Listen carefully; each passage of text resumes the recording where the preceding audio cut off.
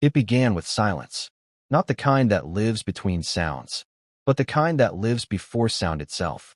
I remember I was in prayer, late at night, after a long day of filming. The studio lights had faded, but something deeper inside me hadn't settled. There was this question, quiet but relentless, whispering somewhere between my thoughts. What is time to God? I tried to ignore it, tried to let my breathing lead me back to stillness. But it kept coming, soft, persistent, sacred. Then it happened. A warmth began to rise behind my closed eyes.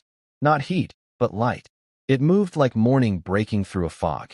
And before I could even name it, I wasn't in my room anymore. I was standing in a vast field. Grass that shimmered like glass. A sky that didn't end. Every breath felt like eternity expanding and folding all at once. I knew instantly, this wasn't Earth. This was somewhere between worlds. Somewhere eternal. And then, he was there. Not walking toward me, not appearing out of nowhere. He simply was. Jesus. Every time I've imagined him, I thought of light, compassion, power. But this time, it was stillness that filled me. A stillness so full, it felt alive. He looked at me, not through me, not at me, into me. Like he'd always been there, waiting for me to notice. I couldn't speak at first. Every word I thought of sounded too small. But somehow he knew. Jonathan, he said, his voice soft, like wind against water.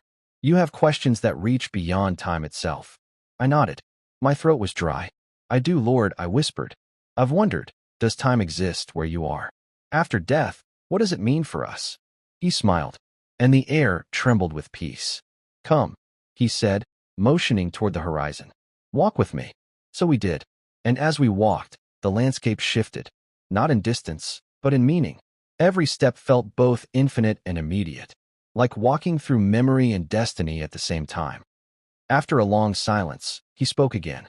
Jonathan, what you call time is the rhythm of love unfolding in limitation. I frowned slightly. I don't understand. He turned to me, his eyes glimmering like stars reflecting from within. Time, he said, is a gift meant for learning love, not measuring it.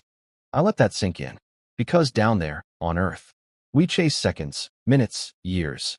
We chase youth, success, meaning, always watching the clock. But here, in his presence, there was no ticking, only being. So, I asked softly, in the afterlife, there's no time? He smiled again, not as an answer, but as an invitation. Here, Jonathan, everything simply is. Every moment is now. Every soul is seen, not as it was, or will be, but as it is in my love. The words wrapped around me like a song that never ends. I felt tears forming, not from sadness, but from knowing I'd never truly understood eternity until that moment. He paused then, his eyes distant, as if seeing something only heaven could hold. When I walked among you, he said, time bowed to love. Miracles, healing, forgiveness. They were moments where heaven touched your timeline. He looked back at me. But even then, eternity was already present. You just didn't see it yet. I whispered. So when we die, we step into that eternity? He nodded slowly. You don't step into it, Jonathan. You remember it. That hit me like thunder wrapped in peace. We don't enter eternity, we return to it. We come home. The scene shifted again. The sky deepened into gold. Voices began to rise in the distance. Not speaking, not singing, just being. Souls, alive beyond measure. Woven together in something too pure to name. Then why? I asked, do we fear death so much? He stopped walking. The field went still.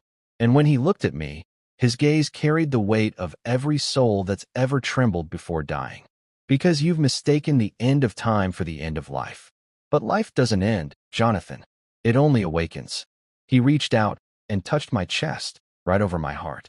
The warmth spread through me like fire made of mercy. Every breath, he whispered, is already eternity breathing through you. You are not waiting for forever. Forever is waiting for you to notice. Tears fell. I didn't even realize I was crying.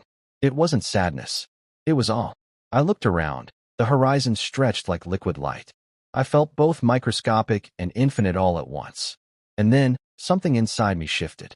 A realization that time, all my worries about yesterday, my regrets, my plans for tomorrow, they were nothing more than threads in a larger tapestry, one that he already held complete.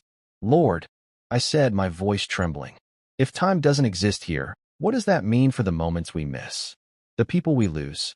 He smiled again, the kind of smile that heals.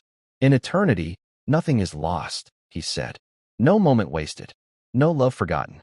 You will find that every prayer, every tear, every heartbeat that longed for me was already known, already answered, already home.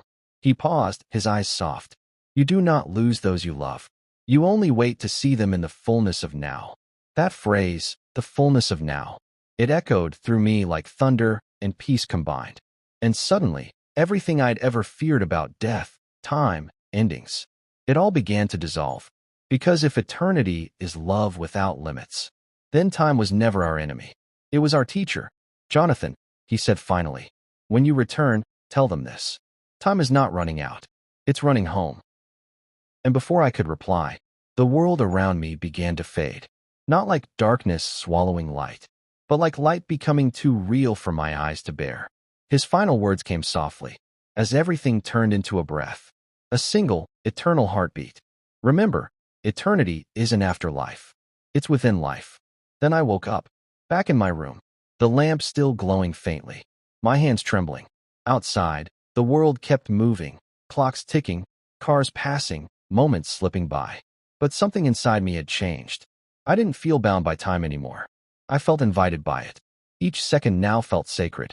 Each breath a reminder that eternity had already begun. And since that night, every prayer I whisper feels less like waiting and more like remembering.